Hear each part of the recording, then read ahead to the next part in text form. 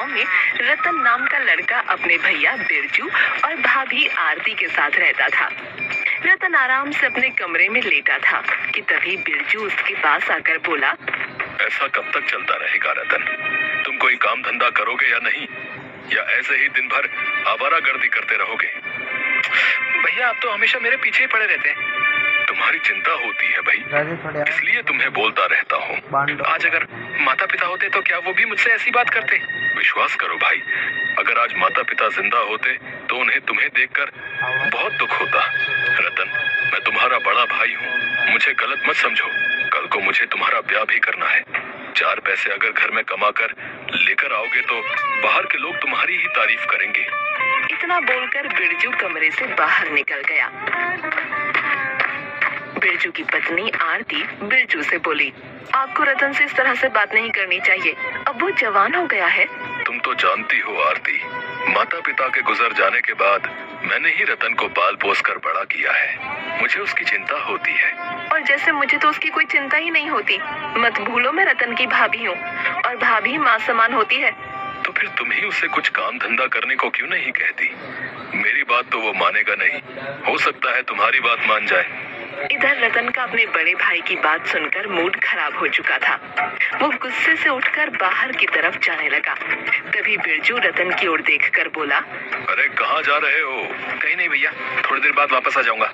अरे नाश्ता तो करते जाओ रतन। मुझे भूख नहीं है भाभी, बाहर जाकर खा लूंगा। इतना बोलकर रतन बाहर चला गया।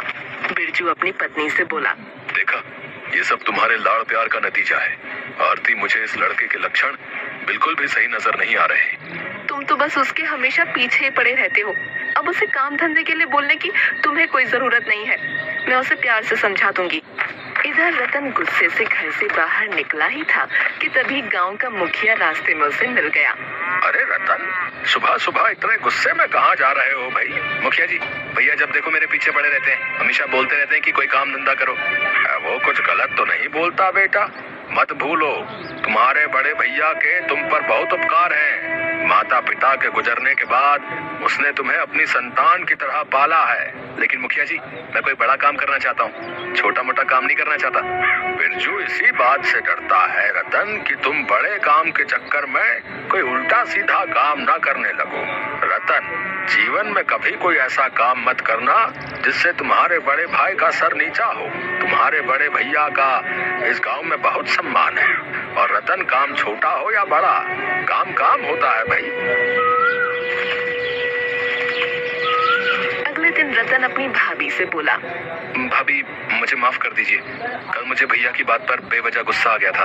अरे तुम्हारे भैया तुम्हें बहुत चाहते हैं रतन, वो तुम्हारी बहुत चिंता करते हैं। तुम्हें उनकी डांट का बुरा नहीं मानना चाहिए। बड़ों की डांट छोटों के लिए शिक्षा समान होती है। भाभी मैं आज काम धंधे की तलाश में जा रहा हूँ। तुम क्या काम करने जा रहे हो रतन? बाजार में कोई ना कोई दुकान तलाश लूंगा, भाभी मिठाई वाले की या किसी लोहार की। मैं अब मेहनत करने में पीछे नहीं हटूंगा और शाम को कुछ कमा कर ही लाऊंगा। इतना बोलकर रतन घर से बाहर निकल गया और बाजार में एक मिठाई वाले की दुकान पर बैठकर मिठाई वाले से बोला, मुझे काम चाहिए, क्या आपकी दुकान पर कोई काम मिल सकता है मुझे? अरे तुम तो बिरजू के छोटे भाई रतन हो। जहाँ तक मैं जानता हूँ तो मैंने सुना है कि तुम कोई काम धंधा नहीं करते और तुम्हारा बड़ा भाई तुमसे बड़ा परेशान रहता है। देखिए, अगर आपके पास कोई काम धंधा हो तो मुझे बता दीजिए, मुझे लेक्चर मत दीजिए। अरे माफ करना रतन, तुम मेरी बात का बुरा मान गए। अभी मेरी दुकान पर कोई काम नहीं है, जब होगा तो मैं तुम्हें बुला लूंगा। अच्छा? रतन वहाँ से चला गया और सीधा एक लोहार की दुकान पर जाकर बोला, क्या यहाँ पर मुझे कोई काम मिल सकता है? लोहार रतन की ओर बहुत गौर से देखता हुआ बोला, अरे तुम तो बिरजू के छोटे भाई रतनवा हो ना? हाँ, मैं बिरजू का छोटा भाई रतन हूँ। अरे भैया, लोहार का काम कितनी मेहनत का होता है तुम्हें पता है? और मैंने तुम्हारे बारे में सुना है भैया, कि तुम कोई काम धंधा नहीं ना करते हो। देखो रतनवा, ये मेहनत का काम तुमसे नहीं होगा, बता रहे हैं। लोहार की बात सुनकर रतन क्रोधित होकर अपने गांव की सीमा से थोड़ी दूर एक तालाब के किनारे बैठकर अपने आप से बोला, समझ में नहीं आता गाँव वालों को आखिर हो क्या गया है। अरे पहले काम नहीं करता था, लेकिन अब तो काम करना चाहता हूँ, लेकिन अब कोई मुझे काम ही नहीं दे रहा है। रतन ने इतना कहा ही था कि तभी उसके कानों में एक बांसुरी की सुरीली आवाज टकराई। ये बांसुरी कौन बजा रहा है? इसकी धुन तो बहुत ही ज्यादा अच्छी है, मन को मोह रही है। रतन इधर उधर देखने लगा। तभी उसकी नजर तालाब के पेड़ के नीचे बैठे हुए एक साधु पर पड़ी। रतन उस साधु के पास चला गया। कौन है आप? और आपकी ये बांसुरी तो बड़ी सुंदर है। रतन की आवाज सुनकर साधु ने बांसुरी बजाना बंद कर दिया और अपनी आंखें खोलकर रतन को गौर से देखता हुआ बोला, तुम कौन हो? मेरा नाम रतन है। क्या तुम्हें बांसुरी पसंद है? जब मैं छोटा था तब मुझे बांसुरी बजाने का बहुत शौक था। मैं मेले में अक्सर अपने पिता से बांसुरी लेने की जिद पर अड़ जाता था। जो बांसुरी की कदर करते हैं वही बांसुरी की धुन पर खिंचे चले आते हैं। वैसे तुम काम क्या करते हो? अभी तो मैं कुछ नहीं करता, लेकिन काम की तलाश में हूँ। रतन की बात सुनकर साधु बांसुरी रतन को पकड़ाते हुए बोला, क्या तुम बांसुरी बजा सकते हो? रतन, हाँ हाँ, क्यों नहीं, मैं बहुत अच्छी बांसुरी बजाता हूँ। रतन बांसुरी बजाने लगा। तुम वाकई बांसुरी बहुत अच्छी बजाते हो। तुम बांसुरी बजाने का काम क्यों नहीं करते? कैसी बातें कर रहे हैं बाबा? बांसुरी बजाने से क्या धन कमाया जा सकता है? तुम्हारे हाथ में जो बांसुरी है वो कोई मामूली बांसुरी नहीं है, बल्कि एक जादुई बांसुरी है। आज से तुम इसी तालाब के किनारे बैठकर बांसुरी बजाना और इस बांसुरी का कमाल देखना। इतना बोलकर वो साधु बड़ी तेजी से वहाँ से चला गया। अजीब साधु था। तालाब के किनारे बांसुरी बजाने से ऐसा कौन सा चमत्कार हो सकता है? लेकिन एक बार मुझे बांसुरी बजाकर देखनी चाहिए। मैंने भाभी से वादा किया है कि मैं आज कुछ ना कुछ कमा कर घर पर लाऊंगा। अगर खाली हाथ गया तो भी भाभी मुझे गलत समझेंगी। इतना बोलकर रतन तालाब के किनारे बैठकर बांसुरी बजाने लगा। रतन अपनी ही बांसुरी की धुन में इस कदर खो गया कि उसे पता ही नहीं चला कि उसके पीछे कब एक बेहद सुंदर युवती जो कि आभूषणों से लैस थी उसके पीछे आकर खड़ी हो गई। तुम वाकई बहुत अच्छी बांसुरी बजाते हो। रतन ने जैसे ही पलट कर देखा तो वो सुंदर युवती को देखकर हक्का बक्का रह गया। तुम कौन हो? रतन की बात का उस स्त्री ने कोई जवाब नहीं दिया। उसने अपने सारे सोने के आभूषण उतार कर रतन को दे दिए और चुपचाप वहाँ से चली गई। रतन खुशी खुशी सोने के गहने लेकर घर चला गया। रतन, तुम्हारे हाथ में इतने ढेर सारे सोने के आभूषण कहाँ से आए? भाभी, ये सब मेरे हैं और मैं ये सब कमा कर लाया हूँ। ऐसा कौन सा काम कर रहे हो तुम कि एक ही दिन में इतने सारे आभूषण खरीद कर ले आए? कहीं तुम कोई गलत काम तो नहीं कर रहे? नहीं भाभी, ये सब मेरी इस बांसुरी की धुन का कमाल है। इतना बोलकर रतन सारी घटना अपनी भाभी को बताने लगा। मुझे कुछ सही नहीं लग रहा रतन। ये बांसुरी तुम उसी साधु को वापस करके आओ। मुझे तो ये कोई और ही चक्कर लगता है। नहीं भाभी, मुझे वैसे भी अमीर बनना था और इससे अच्छा साधन अमीर बनने का मुझे और कहीं नहीं मिलेगा। इतना बोलकर रतन अपने कमरे के अंदर चला गया। कुछ देर बाद उसका बड़ा भाई बिरजू रतन के पास आकर बोला, रतन, ये मैं क्या सुन रहा हूँ? तुम्हारी भाभी जो कह रही है वो सब सच है? हाँ भैया, वो सब सच है। अब से आपको काम करने की कोई जरूरत नहीं है। मैं कुछ दिनों में इतना धन कमा कर एकत्रित कर दूंगा कि हम इस गांव में सबसे ज्यादा धनवान हो जाएंगे। रतन, तुम्हें क्या हो गया है? मुझे तो लगता है कि उस साधु ने तुम्हारे ऊपर कोई जादू कर दिया है। तुम्हें ये सब कुछ गलत सा नहीं लग रहा? नहीं भैया, मुझे कुछ गलत नहीं लग रहा। बिरजू गुस्से से पैर पटकता हुआ वहाँ से चला गया।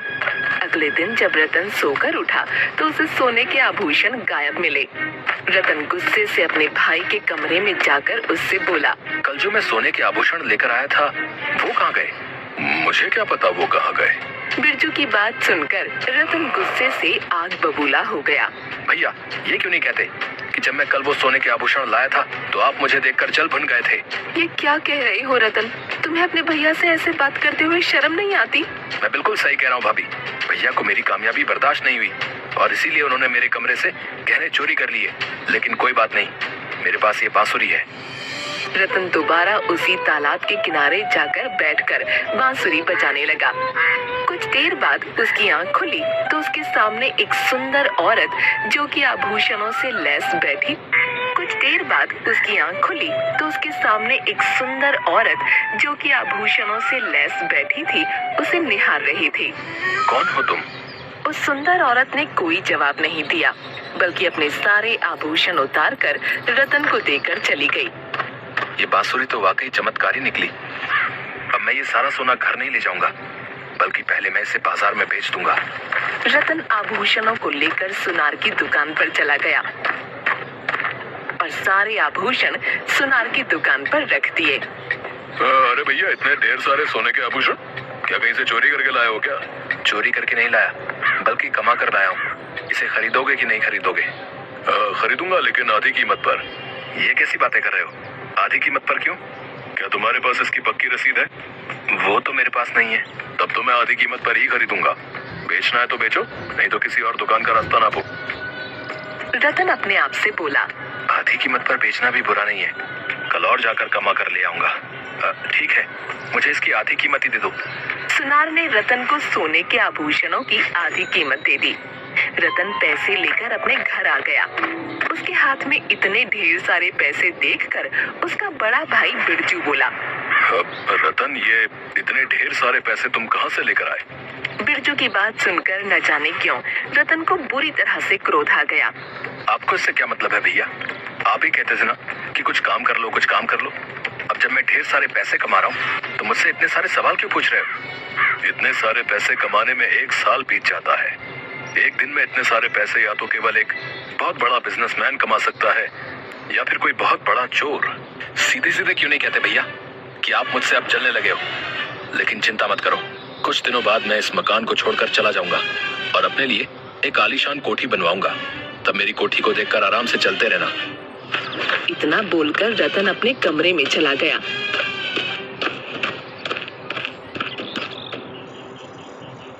मगर अगली सुबह जब सोकर उठा तो उसके कमरे से पैसे गायब थे। रतन क्रोधित होकर फिर बिरजू के कमरे में आकर बोला, भैया, अब पानी सर से ऊपर उठ गया है। कल मेरे सोने के गहने आपने चुरा लिए और आज मेरे पैसे आपने चुरा लिए। तुम्हारा दिमाग खराब हो गया है रतन। मैं एक मेहनती आदमी हूँ, मुझे तुम्हारी हराम की कमाई से कोई लेना देना नहीं। तभी कुछ पुलिस वाले बिरजू के घर के अंदर घुस आए। एक पुलिस वाला रतन की ओर देखकर बोला, हाँ भाई, क्या तुम ही बांसुरी बजाते हो? हाँ, मैं ही बांसुरी बजाता हूँ। कहाँ है तुम्हारी बांसुरी? आप मुझसे क्यों पूछ रहे हैं? जो पूछा है उसका जवाब दो। रतन भागकर अपने कमरे से बांसुरी ले आया। पुलिस वाला बांसुरी को देखकर दूसरे पुलिस वालों से बोला, गिरफ्तार कर लो इसे। मैंने क्या किया है? अभी बताता हूँ तूने क्या किया है। तभी वहाँ पर वही सुनार 2 युवतियों के साथ अंदर आ गया जिन्होंने गहने रतन को दिए थे। पुलिस वाला रतन से बोला, इन दोनों को तो तुम पहचानते ही होगे। हाँ, मैं इन दोनों को पहचानता हूँ। इन्होंने मेरी बांसुरी की धुन से खुश होकर अपने सोने के गहने मुझे भेंट स्वरूप दिए थे। इनमें से एक के गहने तो चोरी हो गए और दूसरे गहने मैं सुनार को बेच आया था, और वो पैसे भी अभी मेरे घर से चोरी हो गए। हम सबको मूर्ख समझा है क्या तूने? अपनी जादुई बांसुरी की धुन से लोगों को हिप्नोटाइज करके उनसे गहने छीन लेता है और फिर उल्टी सीधी बातें बताता है। पुलिस वाले की बात सुनकर रतन बुरी तरह से घबराते हुए बोला, मेरी बात का विश्वास कीजिए, इन दोनों ने मुझे गहने स्वयं दिए थे। तभी एक युवती पुलिस वाले से बोली, ये झूठ बोलता है सर। मैं विवाह के मंडप में बैठी हुई थी, अचानक से इसकी बांसुरी की धुन मेरे कानों में टकराई। मुझे पता नहीं क्या हुआ, मेरे पैर उस तालाब के किनारे चले गए।